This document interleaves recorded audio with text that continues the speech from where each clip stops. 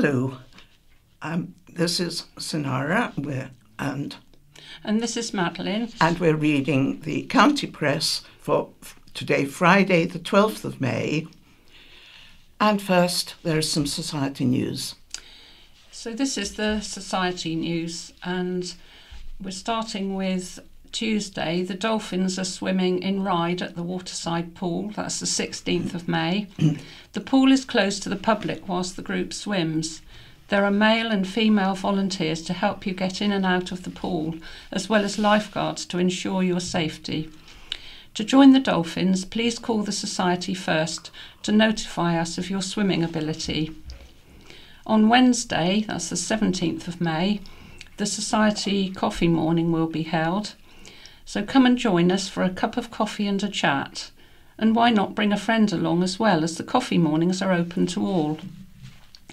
The knitters and natterers will be meeting at Millbrook House on Thursday the 18th of May from 10:30 until 2 o'clock. There is help for knitting of all levels, coffee and chat, and readers that will entertain you in the afternoon. Please note, transport may be available to some of the groups, but please call the society first on 522205. And some other news. Don't forget to check at home to see if you have any spare Talking News wallets. If you find any, please send them back to the society as soon as possible. And now we have some scaffolding news.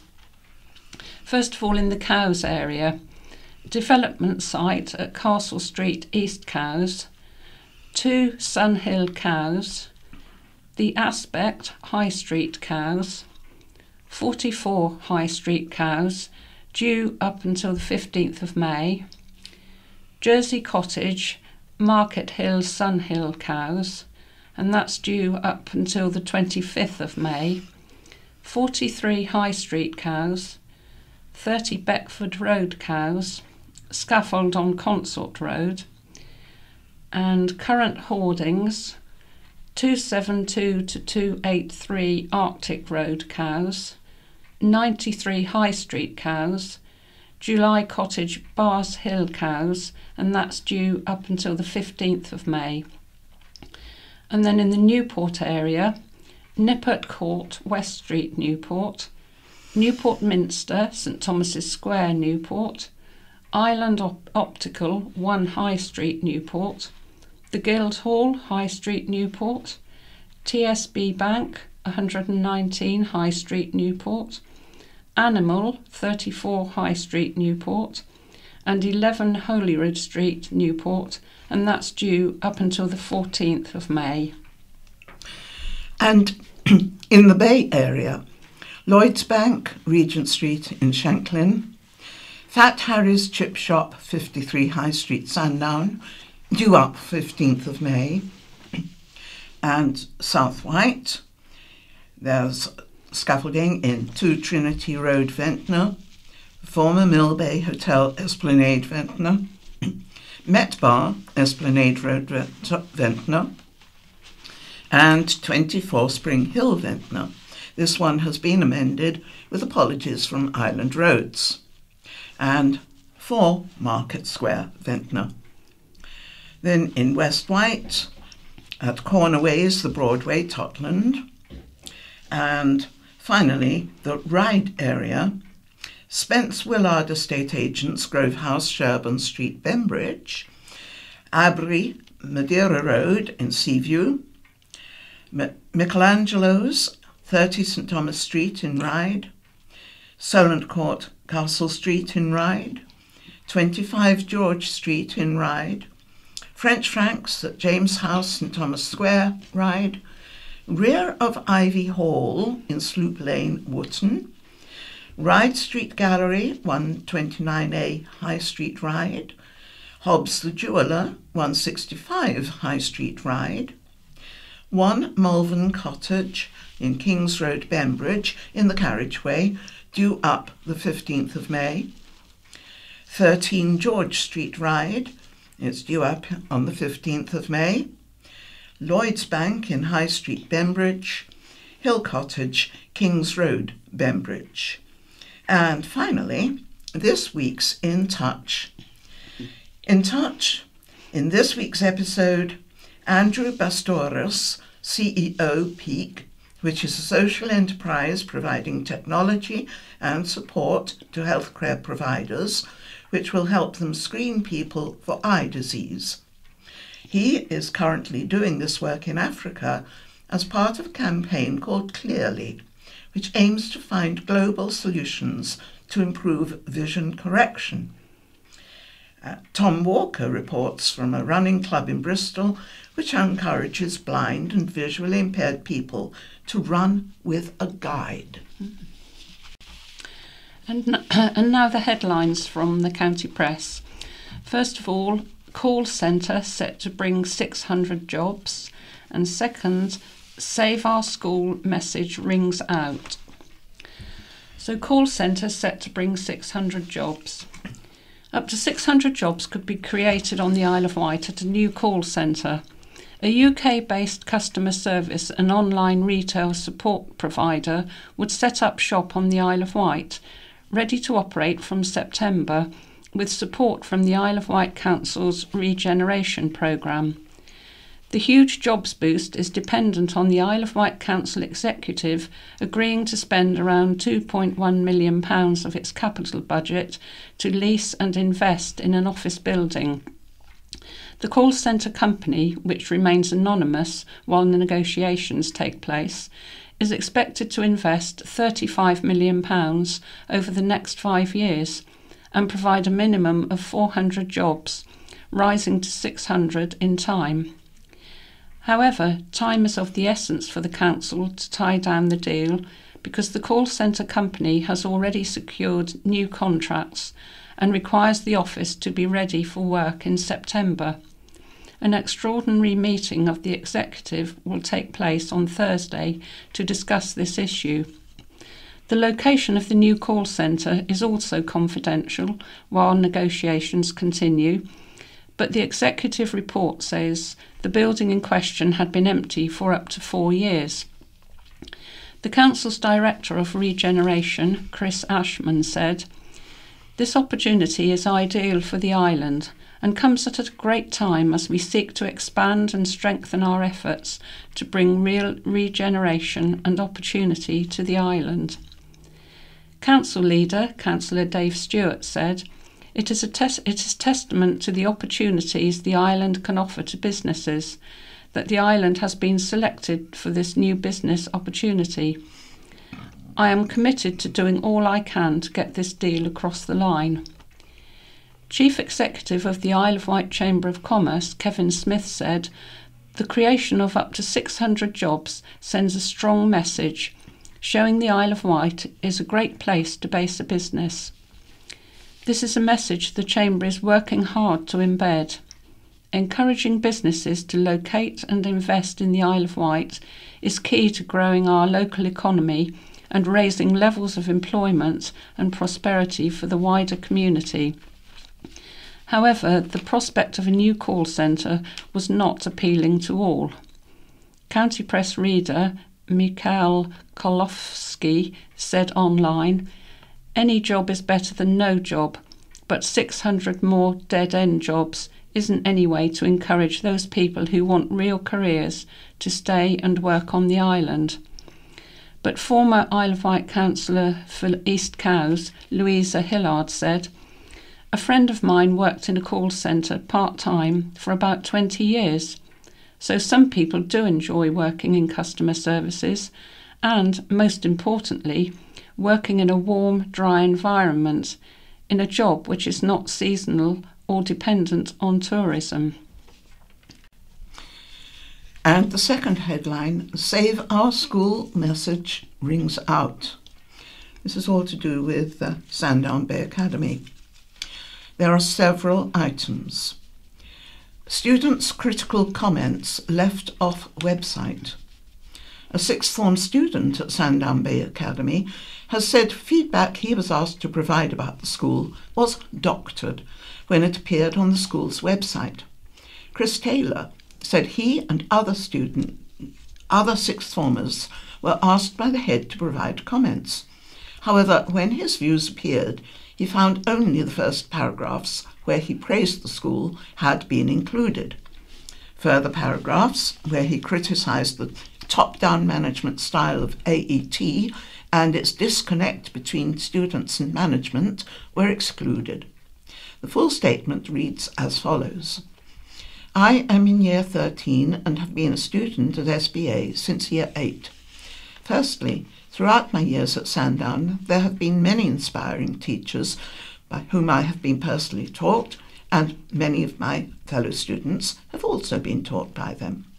My teachers have gone beyond the curriculum to support and encourage my interest in all fields and help to develop skills beyond just what I required for my future path. However, it's apparent the top-down management style in AET is not putting education and expanding knowledge first. There is a disconnect between students and management, and any attempts to increase student involvement in decisions which directly affect us have been met with an unexplained no, along with repetitive sound bites. The absence of accountability in academization has seemingly given an opportunity to put money first, and many decisions, including getting rid of the governors, has helped along the diminishing of student input. Teaching has helped me and many students create aims, home abilities, and develop diverse interests. The problem is not with teaching, student-based staff, or the students. It is with underfunding, poor top-down management, and academization. I don't like that word. So that's the first item. Second, teachers made redundant. 4 staff, 1 teacher and 3 support staff have been made redundant at Sandown Bay Academy following an internal consultation, AET confirmed this week. The redundancies follow an internal consultation at the troubled school previously revealed in the county press. A trust spokesman said, in March, there was an internal consultation at Sandown Bay Academy on the need to reduce staff numbers due to budgetary pressures. At the time, 11 support staff and 6 teachers were identified as being at risk of redundancy, with 5 teaching and learning responsibility posts proposed to be removed from the staffing structure. He added, since then, following the notice of staff departures and resignations, 7 staff have opted for voluntary redundancy. Of 6 teachers at risk of redundancy, only 1 is being made compulsorily redundant, the others having been redeployed or taking voluntary redundancy. Of 11 support staff at risk, we have 3 compulsory redundancies, the remainder being either redeployed or taking voluntary redundancy. Third item, staff shocked and distressed. Union leaders say they are shocked and appalled at merger plans. At a mass meeting of teachers and other staff last Friday, workers voiced concerns over the plans, which they fear could mean pupils having to go to Ryde each day if Sandown Bay Academy closes, ripping the heart out of the community. John McGee, Assistant Secretary of the National Union of Teachers on the Isle of Wight, told the county press, I am shocked and appalled. There has been a successful school on this site for 50 years. What you want is a local school for local people. People here are very shocked and disappointed, distressed and depressed.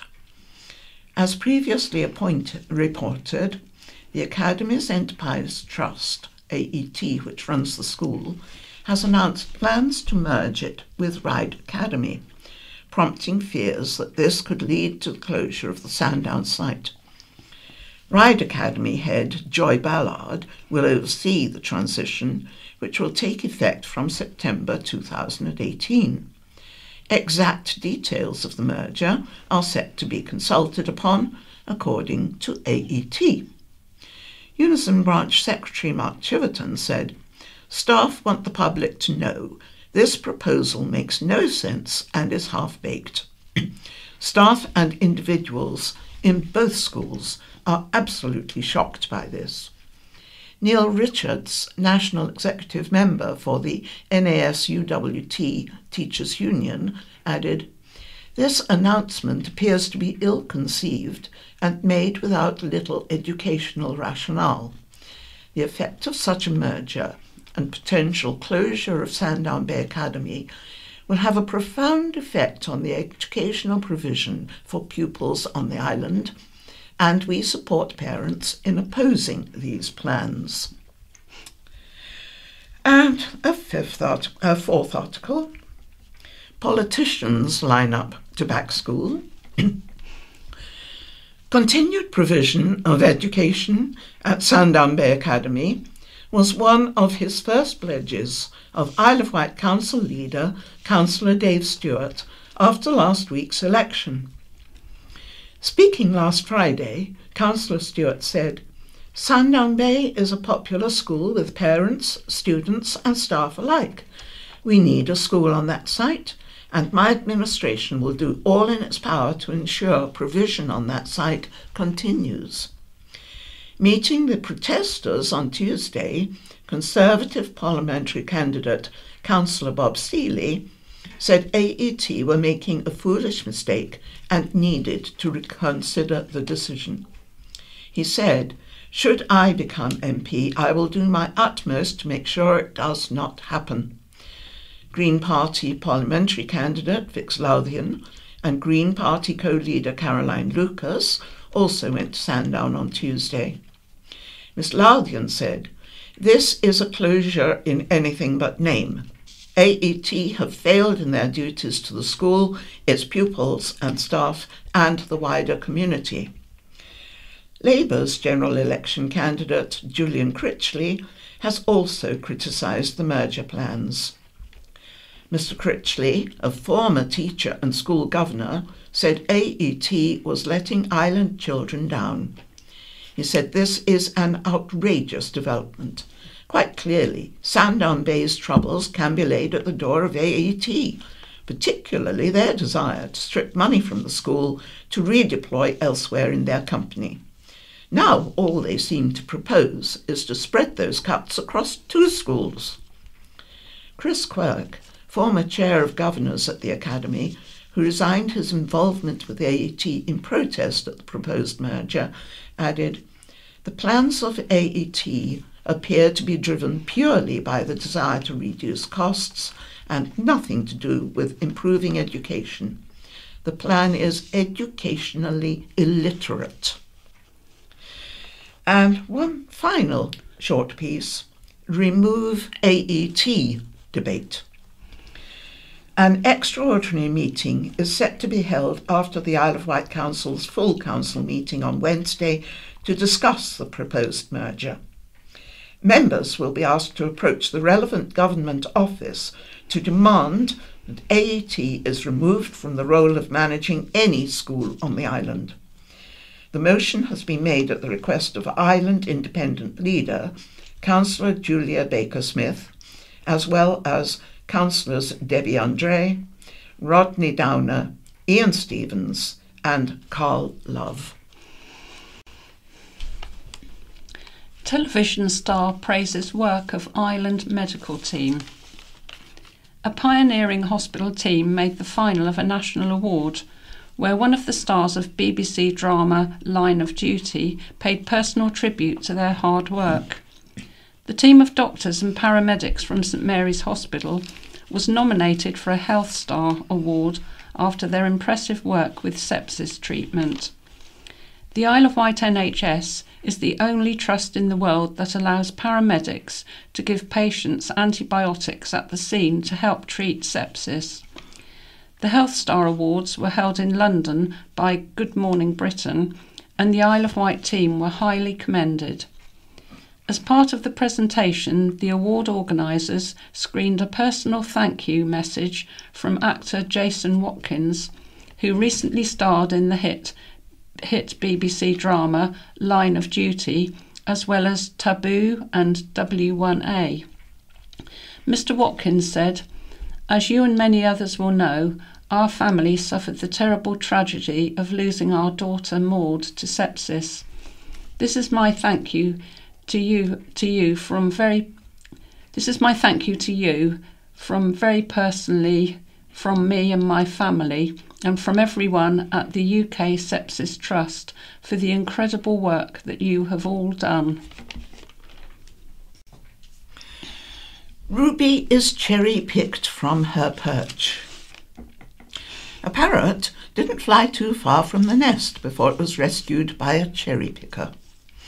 The 11-year-old parrot, named Ruby, was last seen flying from Catherine Terrace, Newport, on Tuesday, but the African grey was rescued Thursday morning, by Nigel Early. Nigel, who owns Tree Surgery Nigel Early Services, rescued the bird from a tree near the Forest Road exit of St Mary's roundabout. It's not the first bird Nigel has saved, but, he said, coaxing cats down from trees was a much more common occurrence. Owner Steph Walker said on Facebook, "My thanks go out to you for all your concern, especially to Nigel Early, who turned up with his cherry picker within 5 minutes, and to whoever called him.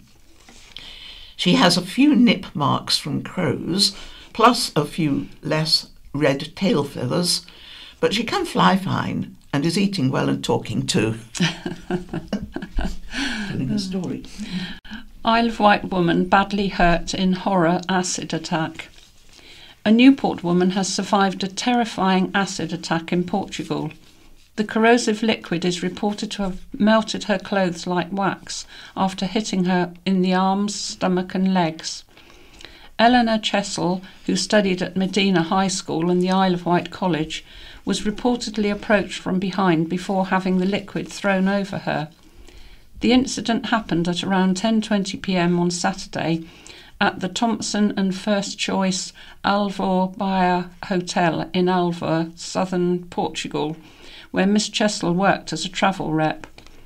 National media reports say she is in a serious condition at a special burns unit in a hospital in Lisbon. It is said Eleanor managed to cover her face as the acid was thrown at her, and it missed her face apart from a small spot on her cheek, but hit her full on in the arms, stomach and legs. In a post online, a friend said, "My heart goes out to you, Ellie. I'm praying for you right now. So devastating. There are some evil, sick people in this world." A Thompson spokesperson said, "Sadly, we can confirm one of our holiday reps has been involved in a serious incident in Portugal. Our resort team are fully supporting our colleague and are cooperating with the investigation by the local police. We would like to reassure our customers this is an isolated incident and situations like this are extremely rare. Hampshire Constabulary are supporting Eleanor's family." A Foreign Office spokesperson added, "We have offered assistance to a British woman who is being treated in hospital in Lisbon following an incident in Alvor, Portugal. We are in contact with the hospital and the Portuguese police." Changed man spared jail after robbery bid. An 18-year-old Ryde man was spared prison after pleading guilty to an attempted robbery in which he threatened to stab his victims in the eyes. Owen Latour of St John's Avenue approached a group of schoolboys in November 2015 when he was 17, asking them if they had any money. Simon Foster, prosecuting, told the Isle of Wight Crown Court. When they said no, he took out a knife and told them to give him everything they had.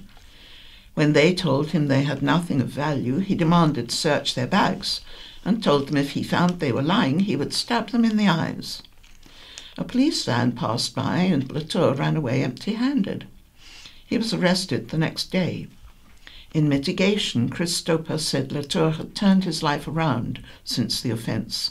Latour was working hard for qualifications and had adjusted his attitude after a trip to Gambia, organised by his stepfather to show him how lucky he was to have the opportunities he had.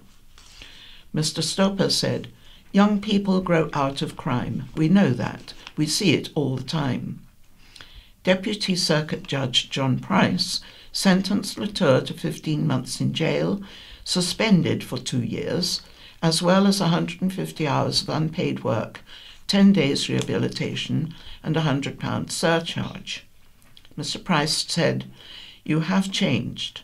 If I lock you up immediately, you lose your employment, and the danger is that you will go back to your old behaviour of offending."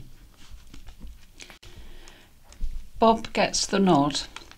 Conservatives on the Isle of Wight have chosen Bob Seeley as their candidate to fight the general election. Councillor Seeley was elected as the Central Wight Isle of Wight councillor in 2013 and re-elected last week with more than 1,000 votes. He is a former soldier, commended for his service in Iraq in 2009, and has worked as an advisor in Conservative Central Office. Councillor Seeley, who lives in Chillerton, was awarded the Military MBE in 2016. During his time on the Isle of Wight Council, his work has included campaigning for further public consultation on devolution plans and against overdevelopment in his ward. Mr. Seeley said, "I am very grateful to Conservative Party members for placing their confidence in me to be their candidate in this landmark election. It has been a delight to represent the 3,000 residents in Central Wight over the past 4 years. I now relish the opportunity to extend my public service to the island as a whole." He defeated Island Solicitor Joe Robertson and Alicia Kearns, a counter-extremism expert. Man 74 with child porn spared jail. Excuse me. An elderly Sandown man was spared prison after downloading hundreds of inappropriate images of children. Keith Leppard, 74 of Beachfield Road, was arrested last year after police found hundreds of inappropriate images and videos on his computer and on 8 USB drives featuring children as young as 4, Simon Foster, prosecuting, told the Isle of Wight Crown Court. Leppard said in a police interview he was glad to be caught because he wanted help. He told the police he had a sexual interest in boys aged 7 to 14. Mr. Foster told the court Leppard lived alone and had no direct contact with children. Simon Moger, defending, pointed to the fact that Leppard was 74 and had no previous convictions. Judge Peter Rowles reminded Leppard, even though he did not meet the children, downloading the images and creating a market for them still amounted to exploitation. Leppard was given an 8-month sentence, suspended for 2 years, and will have to attend up to 50 days rehabilitation. A sexual harm prevention order was made against him, and he was ordered to pay £200 court costs. Memorial Garden opens. A garden has been created by students at Medina College in memory of a much-loved teacher. ICT teacher Chris Wilkins died 3 years ago after collapsing in class. His sons Henry and Mikey are students at the school.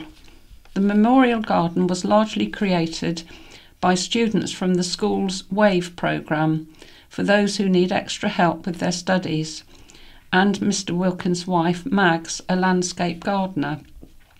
Featuring trees, plants and benches made from pallets for students to sit quietly when they need a moment away from the hustle and bustle of school life, it was opened on Saturday by former WAVE programme manager Marinka Huxtable.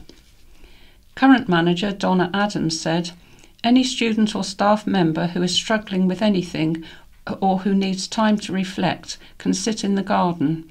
It's a quiet, peaceful area. It's a fitting tribute to Mr. Wilkins, who was much loved at the school and a wonderful teacher." I want to promote our community. Islanders have helped shape the manifesto for independent prospective Isle of Wight general election candidate, Councillor Julie Jones-Evans. Councillor Jones-Evans, who was re-elected to the Isle of Wight Council last week, appealed to Islanders for their views on how to tackle issues important to the community. Councillor Jones-Evans said she had received some insightful views. "I have a strong base of my own views on what needs to happen, but I, nor any political party, has the ownership of good ideas. To be able to build a manifesto based on what is going to promote the well-being of our community, rather than one based on a particular party's philosophy, is a positive way forward and a refreshing change. Together we can build a fit-for-purpose plan," she said. She's due to launch her manifesto tomorrow, Saturday, at 11 a.m. at Key Arts, Newport, after her regular ward surgery. Bishop's tribute to Island Pair. The remarkable service of two island women has been recognised by the Bishop of Portsmouth. Rose Ashton, now fundraising manager for Whitwell Parish Church, and 93-year-old Bunty Alderton of St James's Church, Yarmouth, were presented with a St Thomas Award by the Bishop, the Right Reverend Christopher Foster, at Portsmouth Cathedral last Sunday. The awards were given to 10 worshippers from around the south coast in recognition of their service to their church and the wider community. During the service, the Bishop said, "Rose served magnificently as church warden at Knighton in a challenging time in the life of the church. If that wasn't enough, she became chief fundraiser and project manager for the Spire Appeal and is now repeating the work at neighbouring Whitwell, discovering the knack of persuading bishop and archdeacon to become patrons."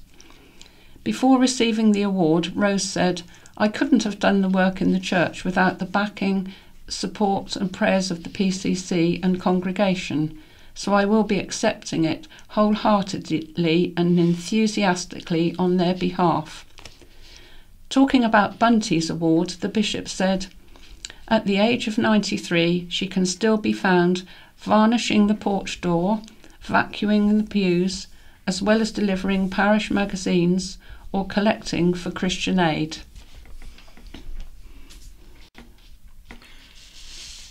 Push for island seat. Big hitters from the Green Party have been targeting the island, with co-leader Carolyn Lucas visiting on Monday to launch their Isle of Wight general election campaign.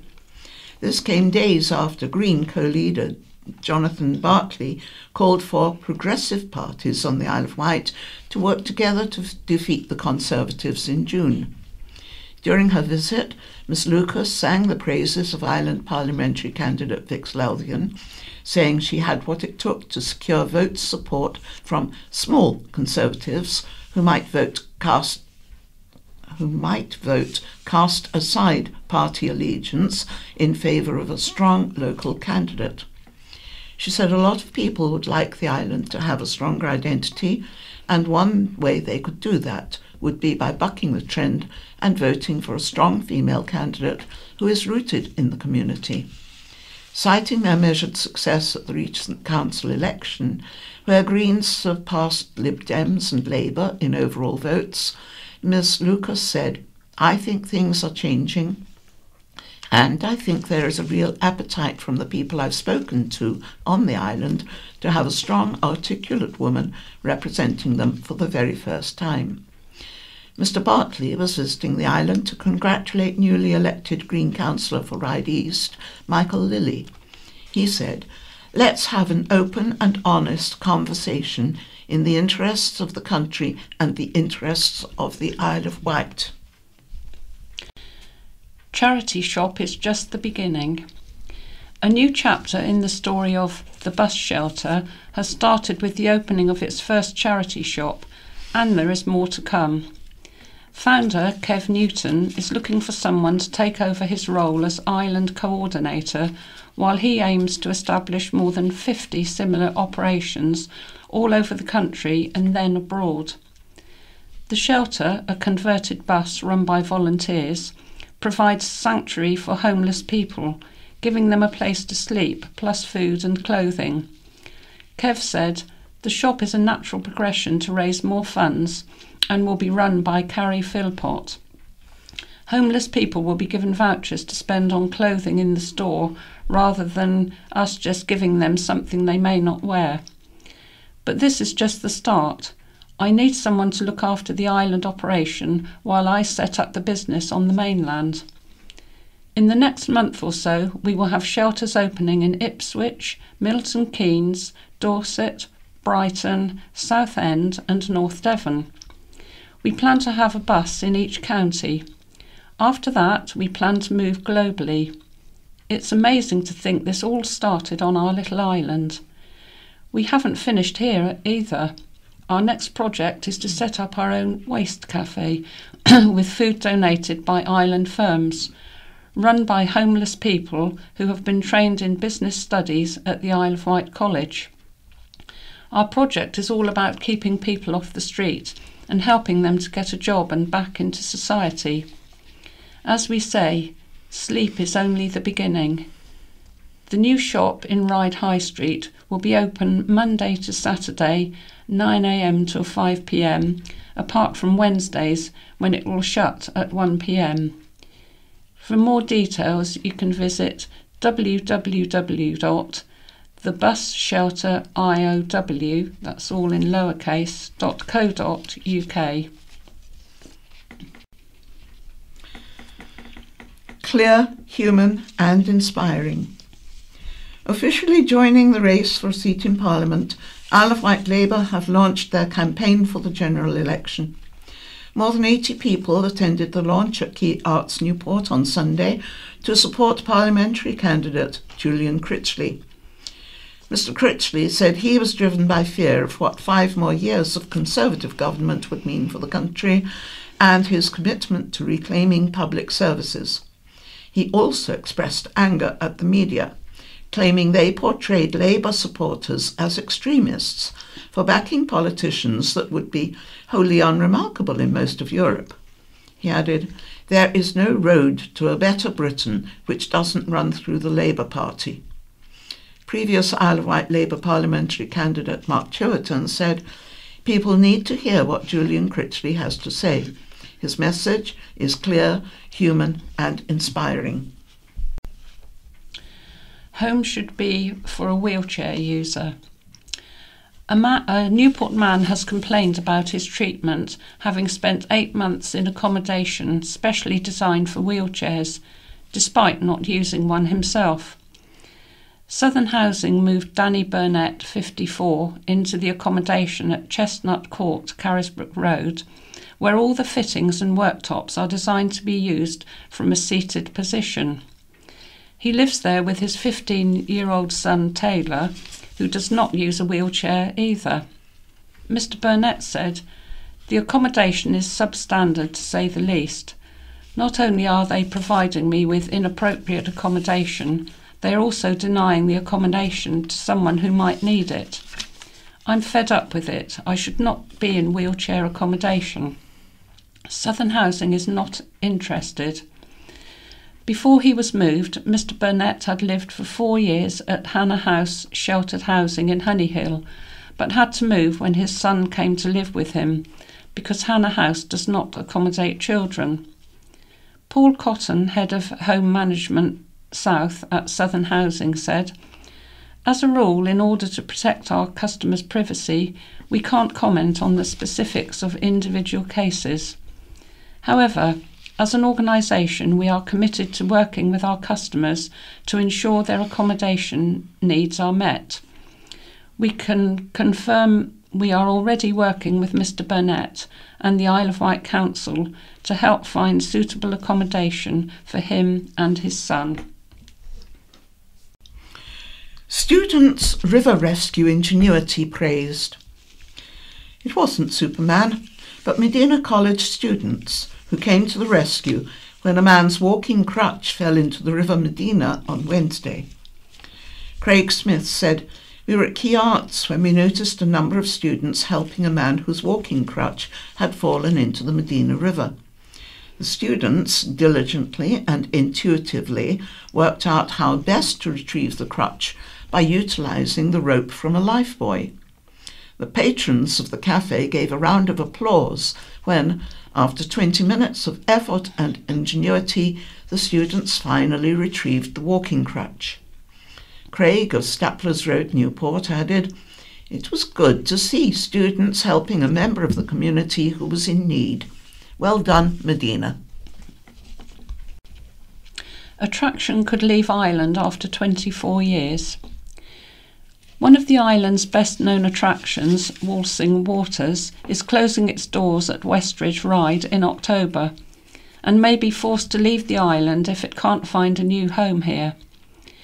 The attraction, which features a giant 7.5-metre high fountain which streams coloured jets of water to music, has been running for the past 24 years and has attracted nearly 2 million visitors.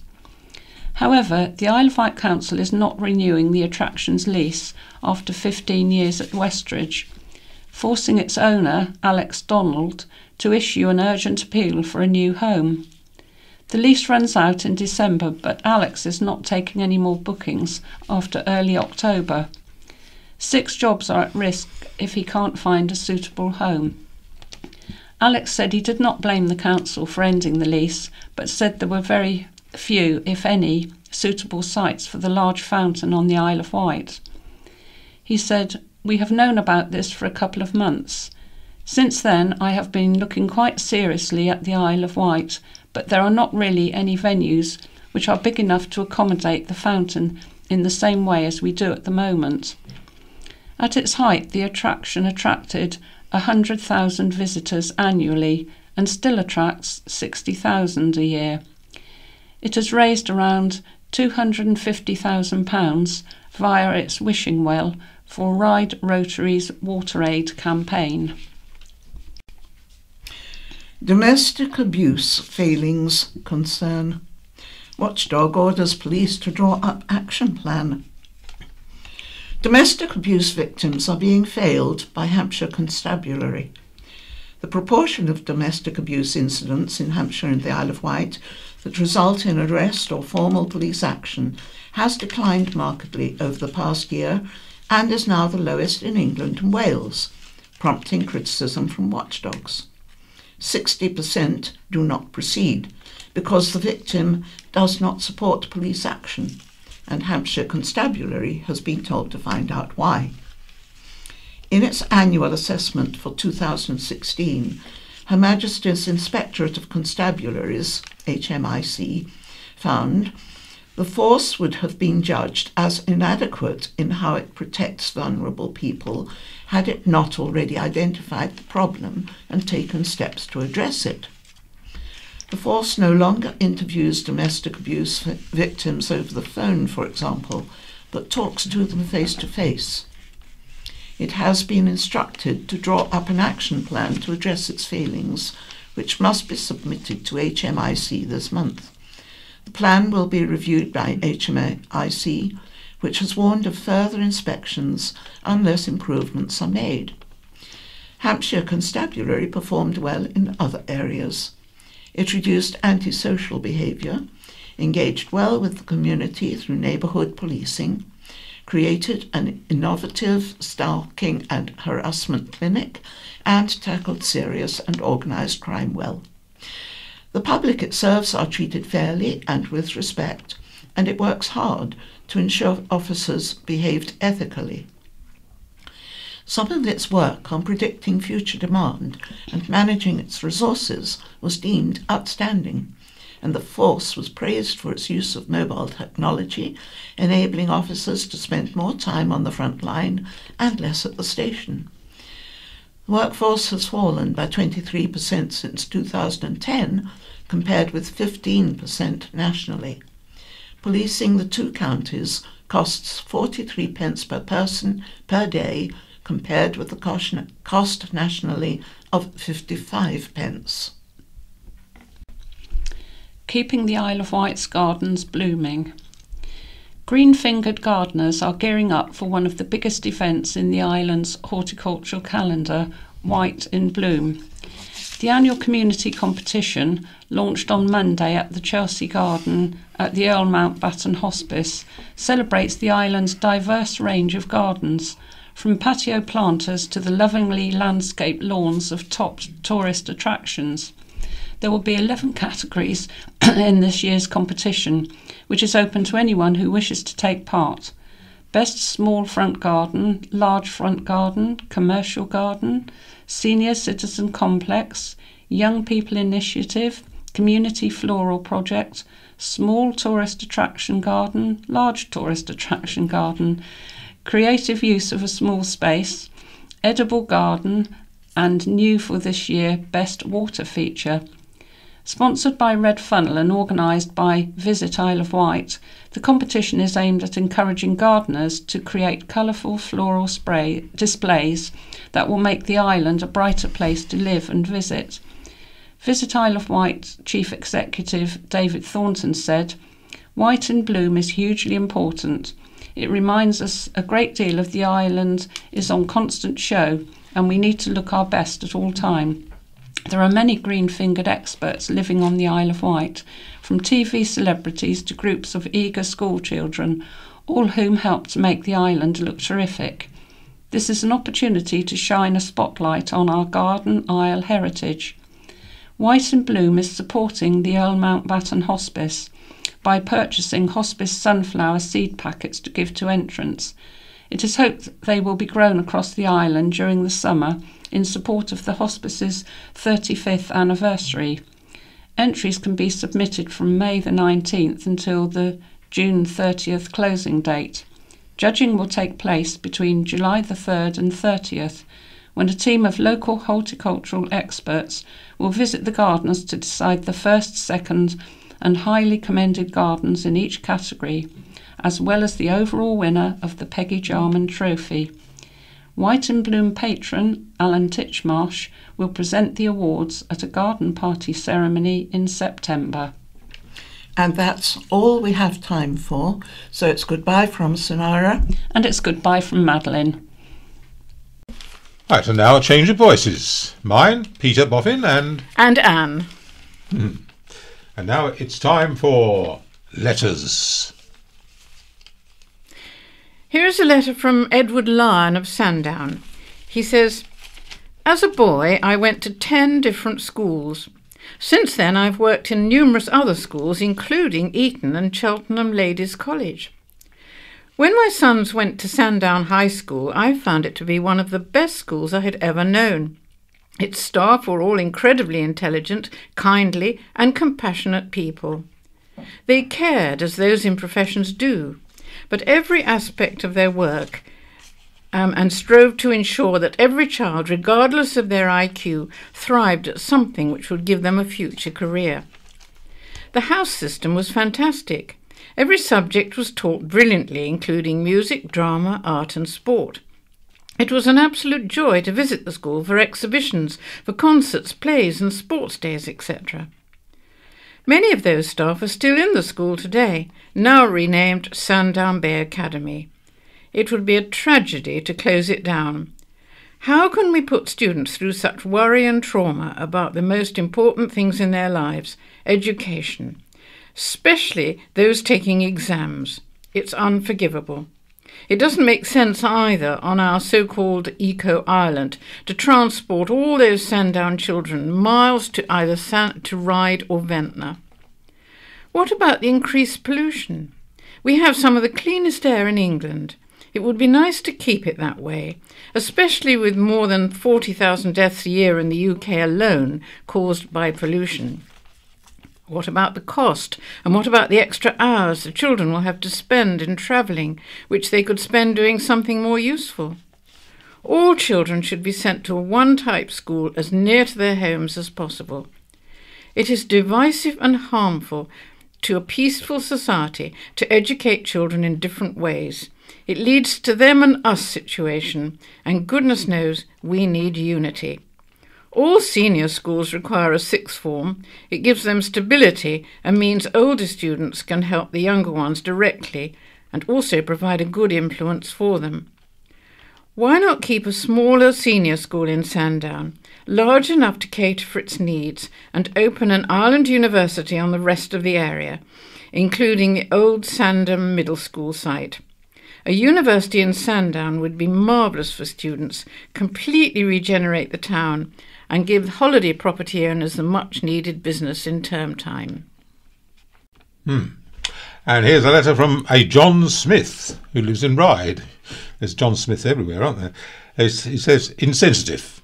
I have reached my 70 years and 10, so would no way regard myself as a blogger, Facebook or Twitter opportunist, but I do think Mr. Turner's comments on the gay society were so wrong, especially when spoken to a class of youngsters, some of whom may be struggling with their sexuality, and especially bearing in mind the high rate of suicides among young gay men. I sympathise with Mr. Turner's health problems, but does he not feel that in the hard-hitting arena of politics today he should have stood down in favour of a mentally and physically fitter candidate? Well, there you are. And here's another letter on the Sandown Bay Academy, this time from a pupil who doesn't wish to give his name. He says, "Don't disrupt. I think closing our school or merging it with Ryde would ruin so many things. I am very upset by the idea and, like most people, would not like to see it happen. Obviously, everyone's opinion matters in this decision, so that's why I want you to hear mine. By closing my school, AET would be getting rid of the place I feel happy and safe at, and getting rid of my amazing teachers, who are not only my teachers, but my friends. My school has helped me progress in so many ways and helped me find what I want to do in my future.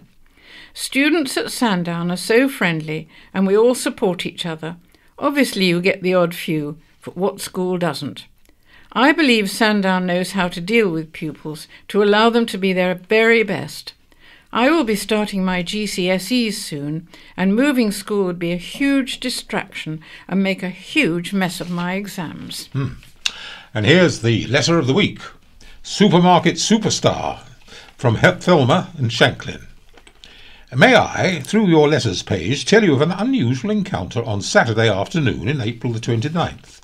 I was parked in my car outside Morrison's in Lake when a lady called Louise tapped on my window and gave me a large bunch of flowers she'd just bought there, saying that her mother had recently died, and I reminded her of her mother.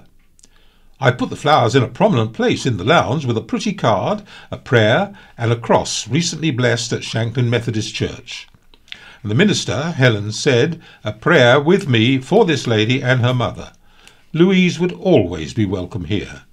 God bless. Oh, that sounds nice. And here's a letter from Chris Smith, and he's the head of the Isle of Wight Ambulance Service. He says, "We were disappointed to read the article Heart Attack Patients Suffer from Inadequate Ambulance Service in the County Press on the 28th of April, and in particular the tone of the headline, which is misleading and will inevitably cause concern to islanders. Your article refers to the recent Care Quality Commission, that's the CQC, report for the ambulance service, and in response to a request for information about the progress made by the ambulance service, a statement was provided which set out the good progress already made to address the concerns the CQC have raised about the island's ambulance service. However, the headline implies the service is failing. It's failing Isle of Wight heart attack patients, which is absolutely not the case. The section in the CQC report you refer to is reporting on a target whereby patients suffering an ST elevation heart attack should receive a procedure known as primary percutaneous coronary intervention within 150 minutes of the heart attack being recognised. This is an extremely specialist procedure and is not available on the island. Therefore, patients have to be transferred to the mainland to receive this treatment. Getting patients across the water for emergency treatment requires cooperation and availability from ferry companies and helicopter services, both of which can be weather and timetable dependent and are in high demand. As you will be aware from previous reporting, The island has low numbers of patients who fit the criteria for the procedure. For example, we may only respond to one patient a month. A successful transfer and outcome for a patient would result in the service achieving 100% target. However, presented with a difficult part of the island to access, no helicopter availability or ferry, the ambulance service would report a 0% compliance to the target. Neither of these scenarios give a realistic or fair impression of the service delivery of care, and it is misleading to report in this way without the background being explained. And the editor has written a footnote to this letter. Dissecting the headline to which Mr. Smith objects, the ambulance service was rated inadequate, and the direct quote from the CQC report was that response times were consistently below the expected target, and patient outcomes were not as expected for patients suffering heart attacks. Mr. Smith would have been given the chance to defend the performance by the CQC inspectors, and the county press went to the Isle of Wight NHS Trust for a response before publication. No mention was made of the heart attack issue in that response. And here's a rather cross letter from K. Smith of Totland, who says, "We all want better education, Mr. Platt. In the run-up to the local elections, I was disgusted and bemused. School holidays campaigner John Platt was telling people on the island to vote for the Green Party, the Lib Dems or the Independents. When he was doing here and up and down the country and telling people to not vote Labour because Angela Rayner, the party's shadow spokesperson for education, did not speak out against school fines or have a current policy in line with his views. She does have a massive background in Unison, though, so no doubt supports all our teaching staff and their rights 100%. But regardless of your thoughts on the school fines issued and its origins in policy failure, why would anyone not stand up for Angela, who's doing everything else she can do to take our children away from the factory education system this Conservative government is currently ramming into our children's daily lives? Surely you could speak up for somebody who essentially wants the same things as you. It makes no sense at all to me.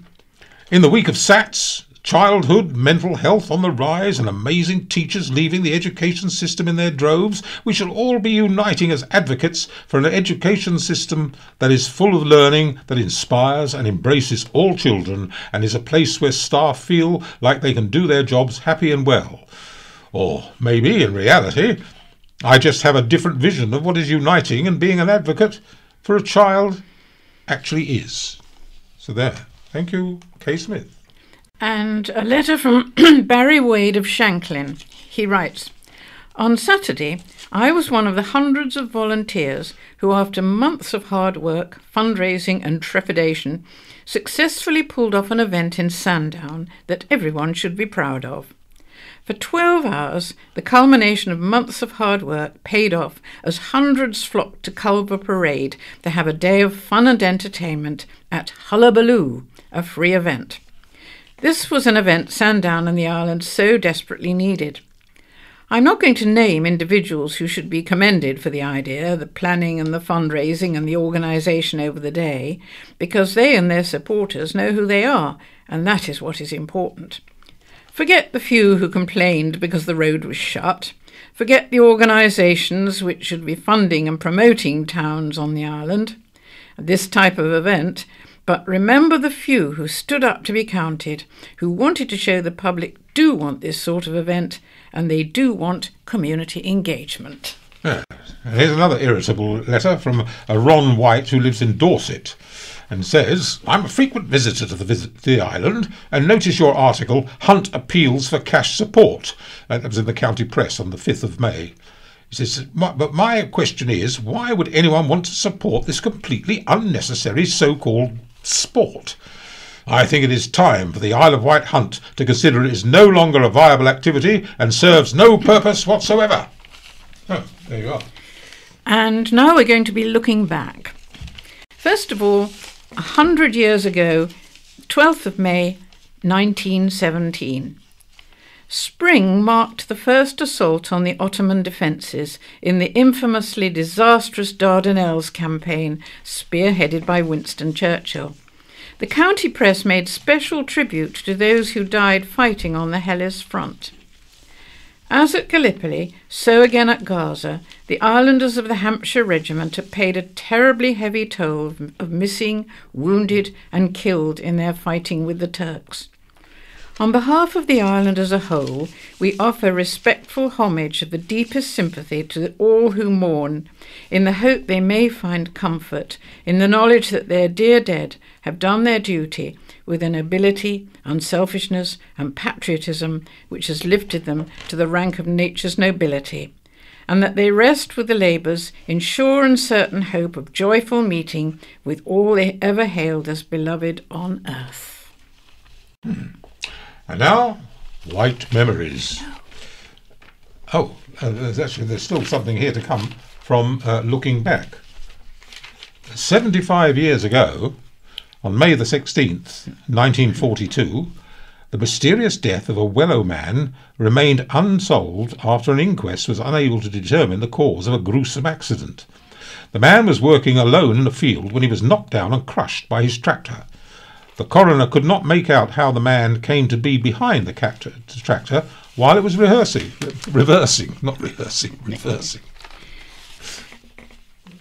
50 years ago, May the 13th, 1967, a feasibility report submitted by the county surveyor sparked the debate that would last for decades.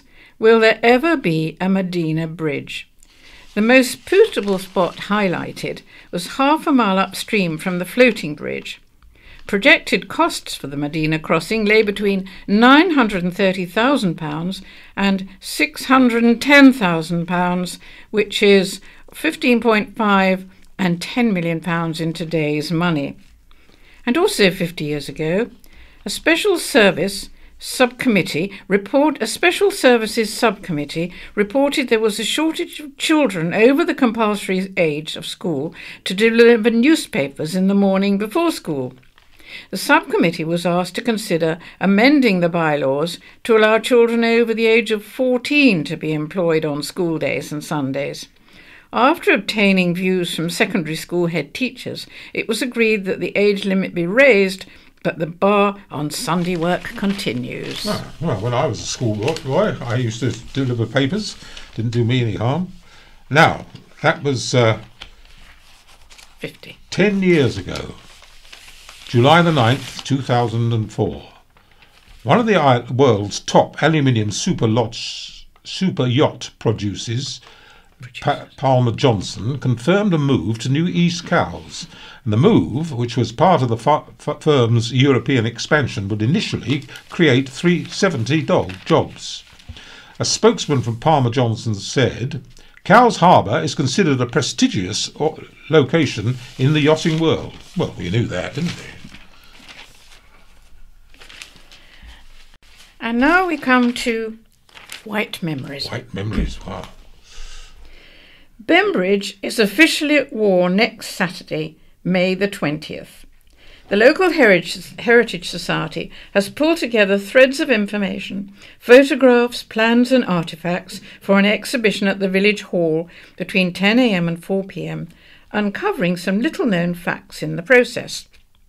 The exhibition aims to demonstrate how the community of Bembridge and the surrounding areas played their part in times of conflict, from the days of perceived French invasion during the 19th century through both world wars, the Falklands conflict, to the present day.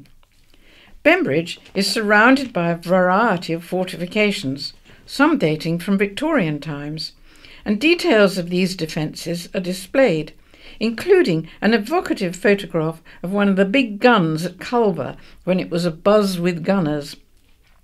One of the principal displays is the seaplane base at Bembridge Point, where the Royal Naval Air Service provided protection to Portsmouth and the Eastern Solent from enemy vessels during the First World War. That base is better known than the fact that Bembridge brains and engineering expertise were behind weapons of war. They include the unique Bembridge anti-aircraft gun. The public will be able to see a number of items of military hardware and armaments on display. And the human aspects of warfare is not forgotten. As well as letters home from soldiers at the front during the First World War, the local Home Guard is featured, and how wartime restrictions, food rationing and bombing affected local people. A full-size diorama of a typical wartime living room will be on display to show how the civilian population lived and coped during the Second World War. Other items likely to interest visitors will be an ARP, that's air raid precautions, an ARP warning rattle, various gas mask respirators and equipment. There will also be information on how a local boat building company produced vital craft to support the war effort, and the part played by the Bembridge Lifeboat and Fire Brigade during the last war. It is planned to have an authentic Second World War military jeep on display outside the village hall during the event, and men in authentic First and Second World War attire will add atmosphere. The well-known military historian and author Adrian Searle will be giving 2 talks on wartime topics during the course of the day. Teas, coffee and refreshments will be served during the day, and there will be a raffle and Heritage Society publications and books, as well as a nearly new range of items will be on sale. And the event is free. The items on display at the exhibition are part of a vast range of material that can be seen at the Bembridge Heritage Centre behind the library in the village centre on Monday, Wednesday and Friday from 11 a.m. to 3 p.m. and on Saturday from 11 to 1. And entry to that is free too. And here's another short little thing. It's a photograph that somebody's found about some sailors sitting on the HMS Queen Elizabeth. And it says, an islander in Canada spots his father in an old naval photograph. A letter arrived par avion for White Memories from Ray Noyce, a 91-year-old caulkhead living in Winnipeg, Manitoba. Where does he get the paper from in Winnipeg? He saw the photograph of Royal Navy and Royal Marines men of the White gathered together aboard Her Majesty's service ship Queen Elizabeth. Ray tells us he was pleased to see his father in it. The Royal Marine, middle row, extreme right, is Marines band musician J.C. Jim Noyce. Jim from Shanklin served with the band aboard the Queen Elizabeth between March 1917 and April 1920, the same time as Mr. Hollington's grandfather. So that's fascinating, isn't it? And here is Jonathan Young's piece called My View, and this week it's about medicine waste. An invitation has come my way to a meeting supposedly designed to involve NHS patients in tackling medicine waste. Excellent idea, I thought. I'd seen somewhere that every year medicines costing £3 million are thrown away. Most of us are guilty of it. Stuff we should have taken but didn't really agree with us. Stuff we ticked on the prescription list just in case. Then it all gets date expired and down the toilet it goes, or back to the pharmacy if we're being really conscientious. So a no-brainer then. What's not to like about joining this thoroughly worthwhile effort? Save our NHS and all that. Bravo to the Isle of Wight Clinical Commissioning Group. Hang on a minute. There's a flyer with the invitation. The £300 million headline figure is there, right at the top, and then it drifts seamlessly and insidiously into something quite different. The Isle of Wight NHS spent more than £200,000 on paracetamol alone in 2016, it says. A box of 32 paracetamol costs the NHS approximately 4 times as much as it does to buy it over the counter. That £200,000 could fund 10 community nurses or 10 physiotherapists or 14 care workers. There's a pictogram. It shows lots of examples of spending which the CCG regard as waste on the over-the-counter medicines on the island.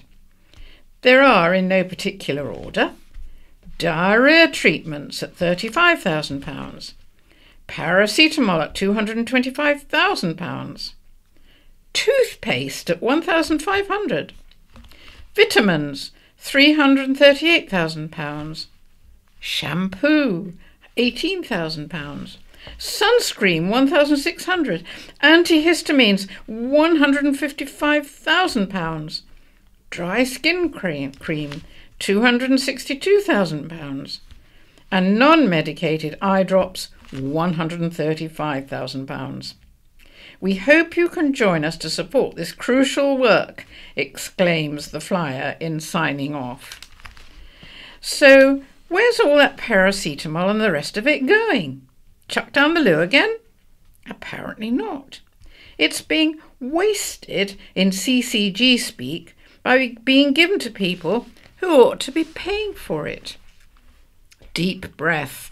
Over-the-counter does not mean unnecessary, and it does not mean wasted. Over-the-counter means medicines which can be bought without a prescription, but which a GP can, for now at least, prescribe if he or she thinks fit. There are all kinds of reasons why a GP may prescribe over-the-counter medicines. Chronic conditions requiring long-term medication is one reason. And yes, the social and economic situation of the patient, such as poverty, is another.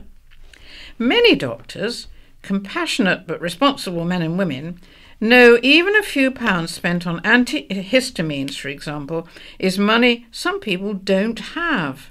And they make sure those people, many of them children, get what they need. The prescription fee is £8.60 per item, but large swathes of the population get them free. As well as children, they include the over 60s, those with chronic conditions, expectant and new mothers, and those with a range of means-tested benefits. These are the people, the young, the old, and the chronically sick and the poor, who will lose out if the benighted CCG is allowed to legitimise the fiction that NHS resources spent on them is a waste.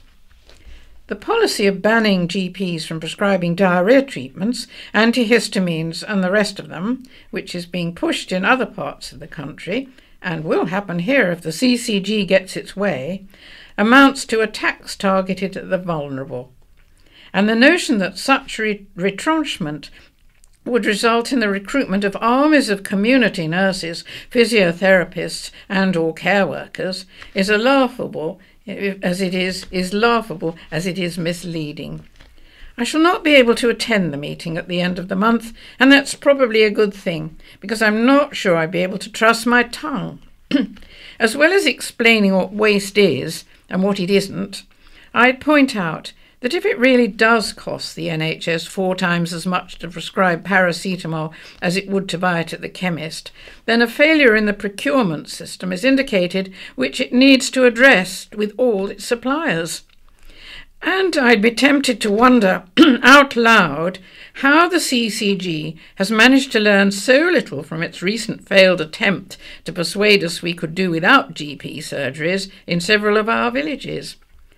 I can only hope the patient volunteers who go along will recognise spin when they see it and remember the NHS's founding principles didn't include death by 1,000 cuts. Stick to the stuff which gets thrown away, the waste.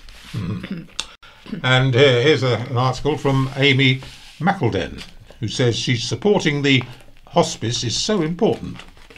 Having grown up on the island, friends have often taken part in Walk the Wight, though it's never had a personal significance for me, she says. Until this year, that is. My mum passed away in the Earl Mountbatten Hospice last July, and my sister Cheryl is taking part in this year's walk in her honour. I'm so proud she signed up, and she's determined to complete the whole route. Cheryl is walking solo, and despite originally setting herself a target of £100, has already raised more than £400. This amount is sure to increase before she's finished the walk, but her tribute is bittersweet. Mum would have been so proud of her decision to take part and was always immensely proud of everything her family achieved. I'm gutted she's not here to see how awesome Cheryl managed to be every day. Walk the Wight is an impressive event to fundraise on behalf of people like my mum. As a charity, the hospice relies on donations, which is why sponsoring someone is so important.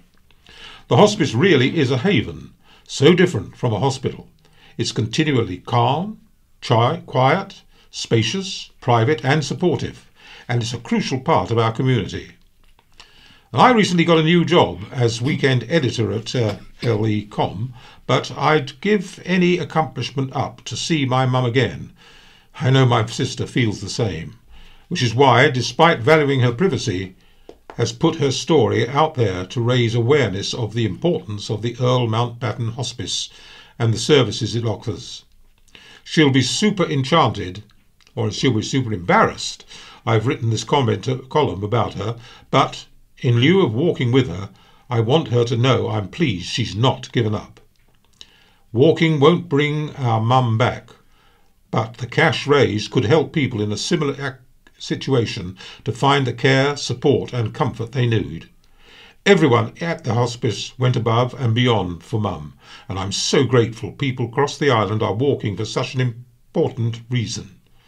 Cheryl's fundraising page can be found at www.justgiving.com/fundraising/Cheryl-Brett32. So if you want to help support the hospice, that's one way of doing it.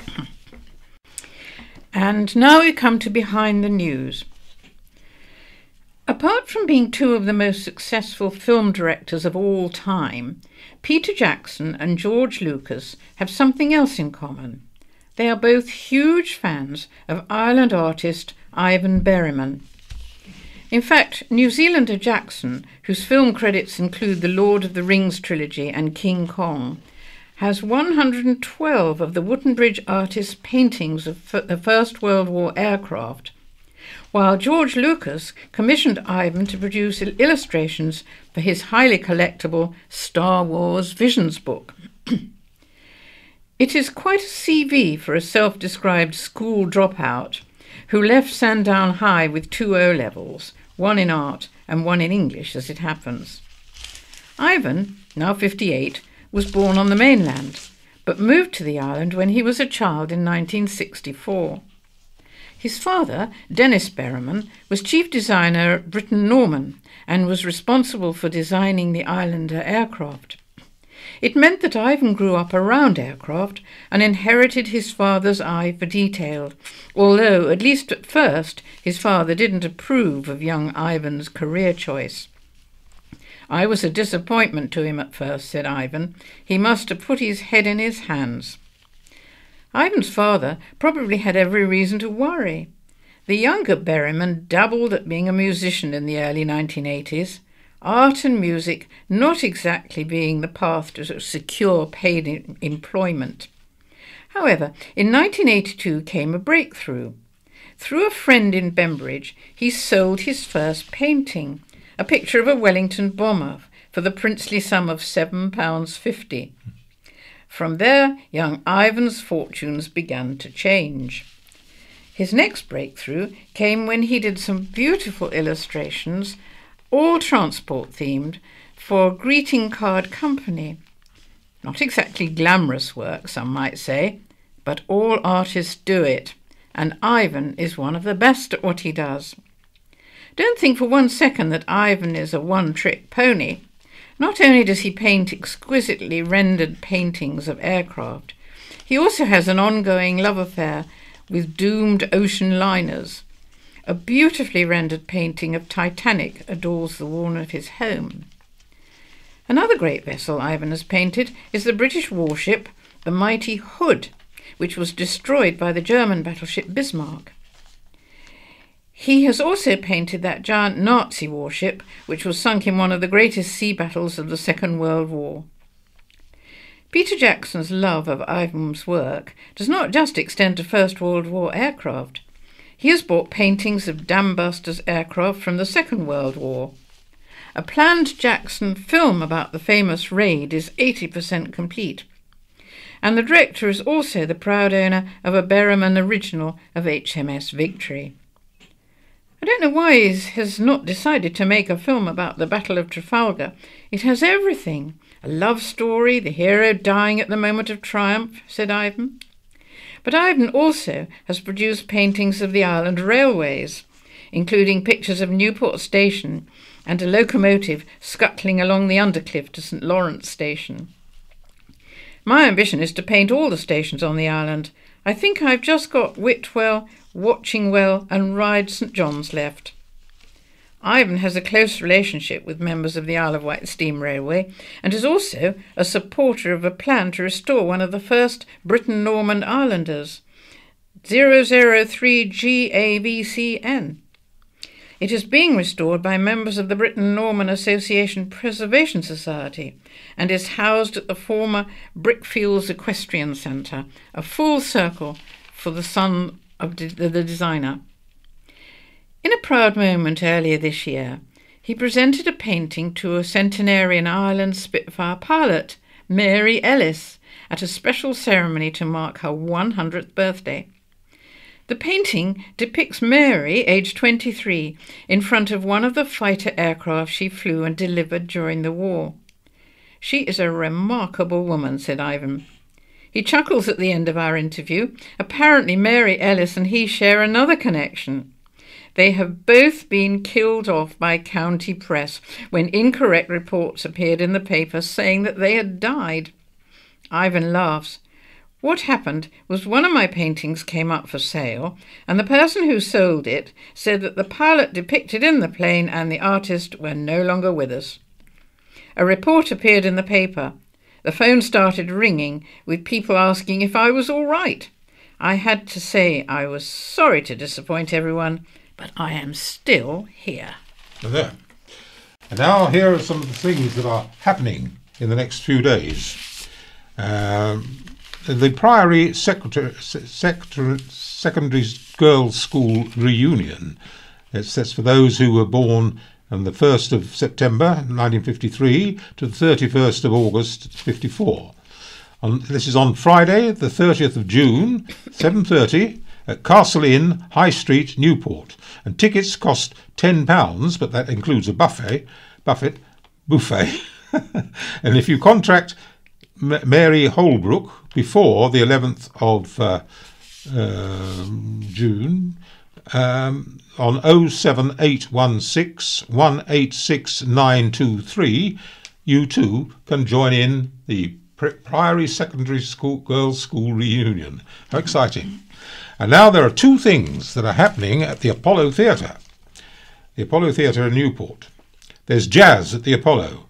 The Newport Jazz Club presents Aidan Simone, who sings Sarah Vaughan. It's the incredible voice of the jazz blues legend Adrian Simone with the Case Caswell Charter. That's on Sunday, the 21st of May of this year, and it's between 3 and 5:30 p.m. And the tickets price £12 or £5 for students. They're obtainable from 730601 or 523879 and on the door if there's any available. That's the Apollo Theatre in Pyle Street. And there's also a funny, uncomfortable, unforgettable comedy by David Tristram at the Apollo. And that's a play called Forget Me Not, and it's taking place as on Thursday the 11th to Friday the 19th of May, and it shows no shows on Sunday or Monday. It's at 7:30, and you can book online at www.apollo-theatre.org.uk. And the performance has been sponsored by the Vectis Sunrise Rotary Club, and it's Forget Me Not, an unforgettable comedy by David Tristram, and it's always a good fun at the Apollo. The official harpist of Prince Charles has been announced as the first patron of Harp on Wight. Festival chairman Diana Wood said, "We are delighted to announce that Anne Denham, currently official harpist to His Royal Highness the Prince of Wales, has agreed to be the first patron of Harp on Wight and will appear at Harp on Wight in 2017. Anne said, "I'm delighted to be announced as the first patron of a unique harp festival, now in its 4th year.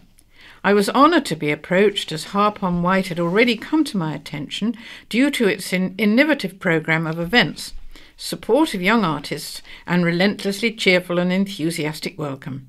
I am greatly looking forward to visiting the island for the first time to perform and to attend this year's festival between the 20th and the 24th of October, and to be working with the committee over the longer term. Anne will open this year's festival with a performance at All Saints Church in Ryde on Friday, October the 20th at 7:30. And here's a brief item about a solar-powered aircraft that does work. And the challenges faced in manufacturing and flying a solar-powered aircraft will be explored in the next Royal Aeronautical Society lecture at the Isle of Wight College on Thursday, May the 25th. High-altitude, long-endurance UAVs, that's unmanned aerial vehicles, world-leading UK technology is the Society's final lecture before the summer break. And the specific focus of the lecture will be the Zephyr project, currently the only successful HALE UAV, which is at the forefront of modern aviation innovation. The talk is to be delivered by Paul Brooks, who's the founder and managing director of Prismatic Limited, with 25 years' experience in defence and aerospace. And Paul's other notable projects and achievements include being Director of Earth Observation at Surrey Satellite Technology Limited, and the founder and lead of the Zephyr HALE UAV programme, and the UK lead on optical space-based surveillance and technical lead on the procurement, launch and operation of the UK's military communications satellite system, Skynet. And this free lecture is in the conference hall at the Isle of Wight College at 6 p.m. So if you want a solar-powered aircraft, good luck to you. The Isle of Wight Symphony Orchestra will host recorder sensation and former Islander Miriam Nerval at its concert night this month. Following a successful solo career, which has seen Miriam appear at the BBC Music Awards, featured in Rising Star, Great Artists of Tomorrow, and tutor former Top Gear presenter James May, the virtuoso will be performing Vivaldi's challenging and spectacular Concerto in C major, as well as many other classical pieces. The event will take place next Saturday, May the 20th at 7:15, and will be supporting the Hampshire and Isle of Wight Air Ambulance. And just as we finish, there's half a dozen things here which you might want to go and take part in. Because in the 1st and the 4th of June, there's the Newport Isle of Wight Jazz Weekend, and the National Youth Jazz Orchestra, the Leand Carroll Trio, the Basilis Xenopoulos and Nigel Price, Derek Nash Quintet, the David Newton and Alan Barnes, Nikki Eiles and Stan Swiesman, Liz Fletcher and Zoe Rahman, Nick Page Quintet, the Sandy Suducci Trio, the Savoy Collection, the Nat Najar Trio, or the Alley Cats, plus much more, and perhaps you'll understand them. And you can see our website for all details on, one word, newportjazzweekend.co.uk, and the tickets are on sale in the Isle of Wight County Press shop now. Comedy is well and truly back at Key Arts, hosted by the lovable Bobbin Dixon and featuring a choice of up-and-coming stand-up comedians. A great night is guaranteed. Come early and enjoy some great food, and food will be served between 6 and 8. The comedy night at the Key is on Friday the 19th of May. It begins at 8 p.m. and tickets are £10 and £20 including food. So you can get your tickets on the box office number 822490. And if you suffer from asthma, the Isle of Wight Asthma Swim Group offers you free Sunday swims at the Medina Pool between 12:30 p.m. and 1:30 p.m. every second Sunday in the month for all asthmatics and their families. And the contact number is 564356. The New Church Male Voice Choir will be performing at Newport Minster on Saturday the 20th of May this year at 7:30pm. There will be refreshments and a retiring collection, and the collection will be in support of the crew's bereavement care. And there's just time to tell you that the County Press shop sells tickets to the whole range of island events. That's the Newport Isle of Wight Jazz Fest weekend on the 1st to the 4th of June, the Isle of Wight Festival on the 8th to the 11th of June, the VW Island with 11th to the 14th of August, Jack Up the 80s from the 12th and the 12th and 13th of August, and the Literary Festival in October. You can get all the tickets and so forth for it from the County Press shop, which is in 125 Pyle Street, Newport. And if you want to go to any of those things, go down there. And that's all we have time for, I'm afraid. So it's goodbye from... It's goodbye from Anne. And it's goodbye from Peter. Goodbye. This is a download from the BBC. For more information and our terms of use, go to www.bbc.co.uk/in touch. Good evening. Tonight, the phone app that could, if used properly, lead to the prevention of much of the world's blindness. And the running club, which is filling a social as well as a sporting gap. Well, it's a great confidence boost, being able to do it, especially with the guide runners. And then, obviously, the health benefits of running as well. I never thought I'd be able to do this on my own. I've tried a couple of times doing running on my own before this and just not really got anywhere. So it's the community of it as well, having the other visually impaired runners as well to go along with us and spur us all on. More from the visually impaired runners of Bristol a little later.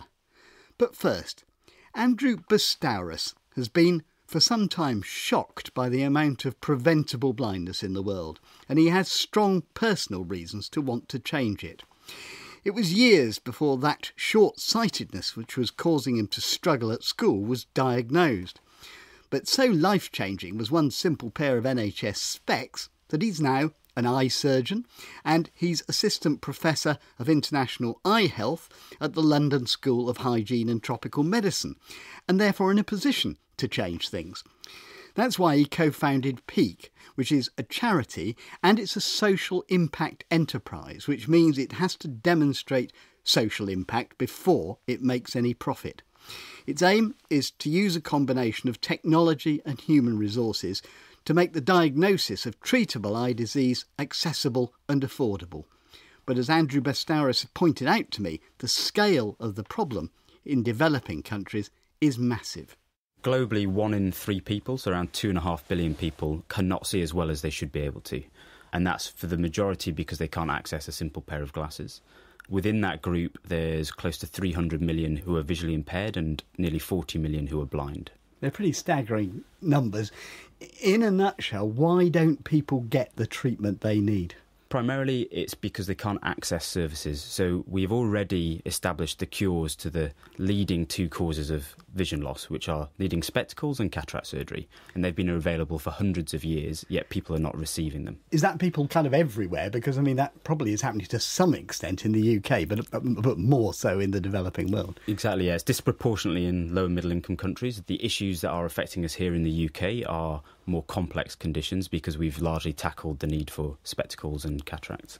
So tell me about the techniques that your organisation, Peak, has been using in the developing world to get treatment to the right people. When there's an issue of so few specialists, so ophthalmologists, optometrists who can deliver services and a huge number of people in remote and rural areas needing them, we had to find a way of bridging that gap. And so that's where we have empowered non-specialists to use technology that has been validated to prove that they can correctly identify people in the community with vision loss without needing high levels of training. And we do that through apps and specialised hardware. Just to get that idea absolutely clear, people who are not necessarily qualified, they can take these apps to people and look at their eye in ways which would normally take more sophisticated equipment to judge how their eyes are, what the problem is. Yeah, that's correct. So, for example, in schools, rather than sending an eye nurse or an optician to the school, we send the app to the teacher, and the teacher's able to do an accurate vision screen and then refer a child who's been found, which makes it a much more efficient use of the health services capacity. Having established that, you've still got to get them to where the treatment is, and you've still got to have the people to do it, haven't you? Yeah, very much. And so we always start our programmes with establishing what treatment is available and what the capacity is. And only once we know there is some capacity will we initiate a screening programme, making sure that those who are found are linked to that service. So, to put this in more human terms, if you like, where you've tried to do this, can you illustrate how it works? Certainly, yeah. A recent example from when we were living in Kenya is there was a lady called Mama Phillip who'd been blind for over 20 years, and she was discovered by one of our team who was a school leaver with no medical training but was using the app. He went to her home and found that she was blind in both eyes and was dependent on her son Philip, who lived in the hut next to her. About a month later, because she'd been geotagged as to where she was, we were able to send a vehicle which picked her up and 10 other people from the community, and she was taken 3 hours away for treatment. The treatment was successful. She had her sight restored, and when she was brought home is a moment that will always stay with me. She got out the bus and everything looked familiar but different. And there was a man looking at her anxiously, and she didn't know who the man was until he spoke. And it was only in that moment that she realised that was her son, who'd been caring for her for 20 years. Yeah, I suppose that really does say what you're achieving. You would hope you could do this thousands of times over. Exactly, and that's the challenge for us now, is how do you scale this? Because the technology component is scalable. You know, our Vision app is now being used in 128 countries, but the really important part of this is the human process. And that is less easy to scale, but we do think there are processes and methods which can be replicated. And that's what we're working on now, and the technology is there to support that rather than lead it. Just exactly what will this app be able to tell you? So we have a suite of apps. So the vision test can tell you at what level somebody can see, and it can also give you a visual representation. So it switches the phone's camera on and blurs half the screen to the level of that sight test. Because if you're someone who's done the screening test, or for example you're a teacher in a school, you need to understand what that result means in non-technical jargon. It then will link that information to the care provider. So as soon as you've been found in the community, the care provider knows where you are, knows that you exist, and that you can be followed up. And then the different solutions that we have are to help identify why you can't see, such as the adapter peak retina that goes on the phone that enables you to see inside the eye. Again, not needing to be a specialist to see inside the eye, but a specialist can interpret the image. So it's information gathering and then getting it to the people who can interpret it. Exactly, yeah. Why do you think vision loss isn't being taken seriously? You know, you'd think people would see its economic consequences even if they couldn't see or wouldn't react to its human consequences. Yeah, you're right. I mean, it's estimated that $3 trillion a year are lost currently in lost productivity. And I think the reason it's not happening is that it's so big and so universal that we're not seeing it. Do you mean that poor vision as opposed to no vision is being taken for granted? Yes, and even at an individual level, people often don't know that they can't see, and I was one of those people. You know, in school I couldn't see the blackboard, but I didn't know that I couldn't see it because I'd never known anything different, and it was only when I got my first pair of glasses that my life completely changed. Does this work have relevance in the UK? After all, we do have sophisticated systems here. We do have quite a lot of ophthalmologists and optometrists. Is this, people will be listening and saying that's terrible, but what's it got to do with me?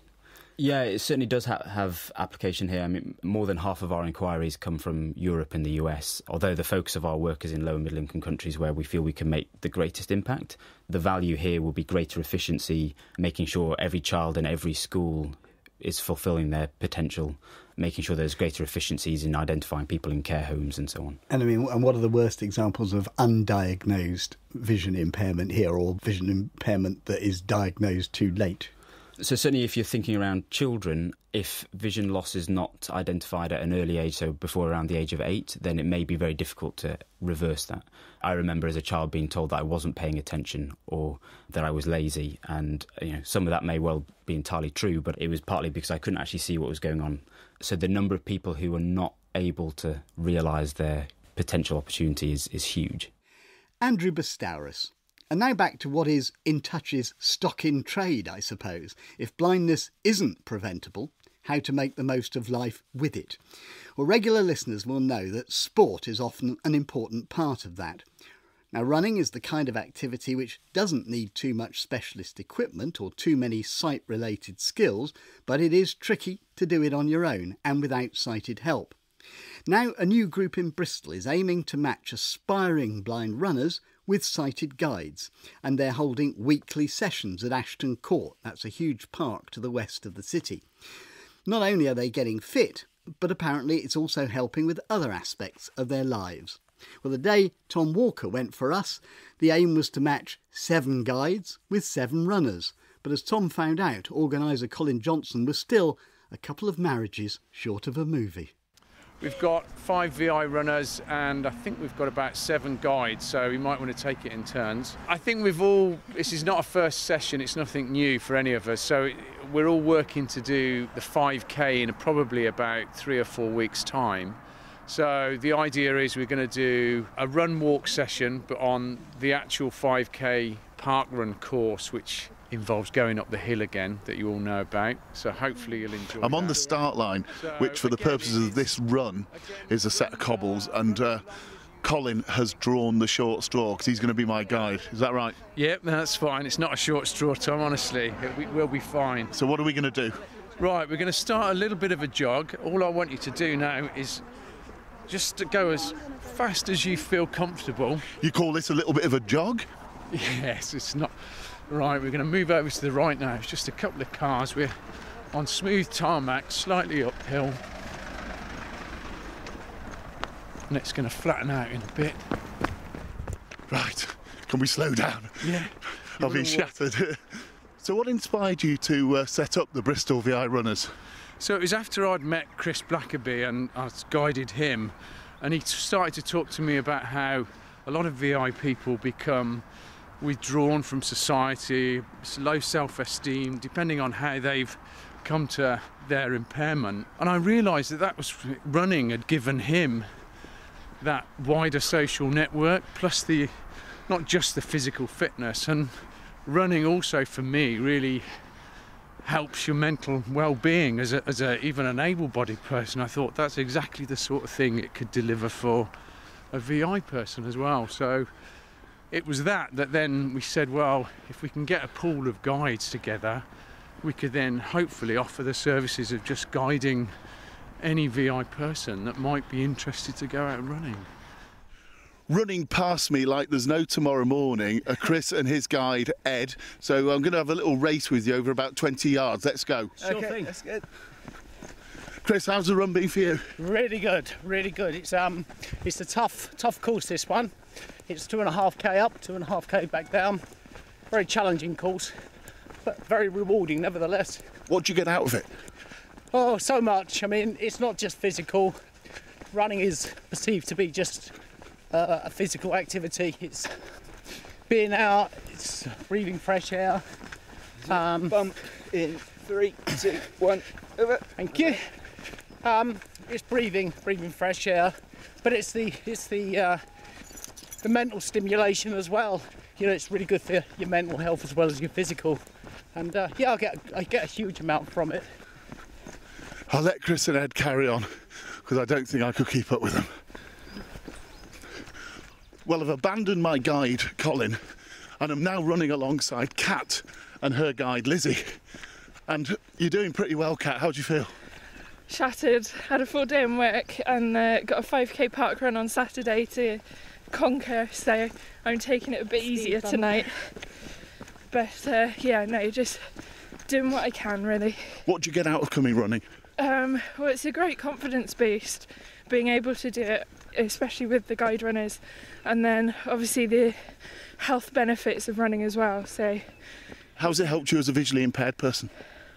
Well, it means I get out a bit more during the week, and yeah, just the confidence of, well, I never thought I'd be able to do this on my own. I've tried a couple of times doing running on my own before this and just not really got anywhere. So it's the community of it as well, having the other guide runners and the other visually impaired runners as well to go along with us and spur us all on. Teresa, the surface is quite smooth at the moment. There seems to be like a film crew going on. There's something going on in Ashton Court, and there's a whole film crew and catering for some sort of TV production. I've always enjoyed keeping fit, and like this is a great opportunity to try another type of fitness, and it's great to be outdoors. It's good for your well-being, and It's great just to be outside. I've got a little bit of vision, like central vision in my right eye. The condition I got is called retinitis pigmentosa, so it's a slow deterioration over the years, so that's what I'm left with. But the path's quite smooth at the moment, so Yeah. there's nothing much to worry about as we're going along. And there's a whole field of cows over there. That's the lovely thing, isn't it, about Ashton Court, because we see the deers on the way down. Yeah, we did. We passed the deers. And then there's a whole field of cows. The very first time when I came out running, it was quite scary because at that point it was dark as well. So not knowing where you're going and relying on someone else to give you instructions of what's ahead or what's around you, underneath. And as the week's gone on, you build up your confidence with yourself and the guide runners. That must be quite a key issue, is developing that trust with the guide. Yeah, but they're brilliant. It's useful having them next to me, talking about the terrain that we're going across at any given moment and when it changes and any obstacles that we come across.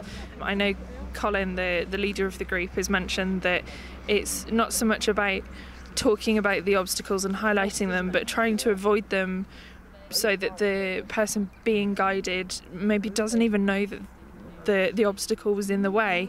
And I've noticed that a few times myself. The guide runner will sort of guide me through the gaps in the sleeping policeman that we go around and into slightly more smoother terrain instead of going over the really rocky stuff, so that's really helpful. What about the descriptive side? Do you like to be told what you're passing? Yeah, I mean, with my sight loss, I'm still able to see a fair amount, and there's been a few times where I've spotted more than the guide runner has.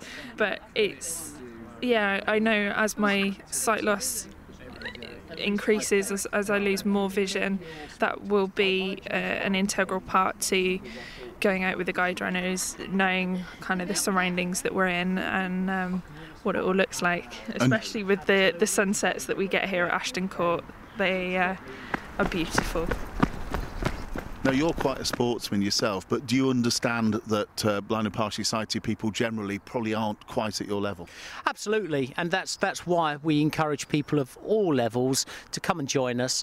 You know, we're by no means elitist in any way, shape or form. We very much welcome anyone to come and join us, even if it's, as I say, in the very, very early stages where they're actually looking just to do some walking and then progress over time at their own pace. Turning to running, Chris, what are your immediate ambitions and what races have you got coming up? I've got several marathons lined up, a couple of international events. My next race will be run with Colin in Edinburgh at the end of May.